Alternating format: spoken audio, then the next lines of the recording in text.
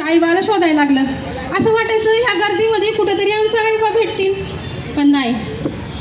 मामाच्या घरी आम्ही राहायला लागलो. मामीने कधी आम्हाला दुसरेपणा केला नाही. लई माया करायची मामी आमच्यावर.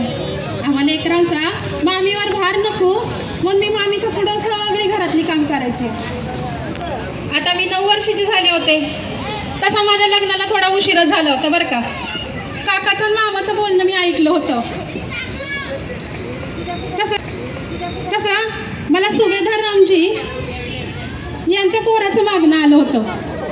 रामजी आले, सुभेदार साहेब आले. त्यांनी फक्त एक अट घातली, माझ्या मुलाच्या शिक्षणात आडकाठी करणारी पोरगी नको. आणि त्यांनी माझ्या हातावर खडी साखर ठेवली आणि लग्न जमलं. पण तसं चर्चा पण सुरू झाल्या.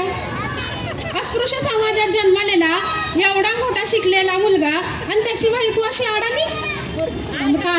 काही असो, आमचं लग्न ठरलं. आमच्या लग्नाची तारीख काढली.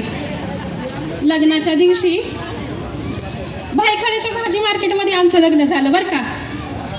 एकीकडं नवरदेवाचं वराड, एकीकडं नवरीचं वराड. अहो, तेवढ्या गर्दीत ना मी नवरदेवाला पाहिलो. काय नवरदेव गोरा गुमटा गुबगुबीत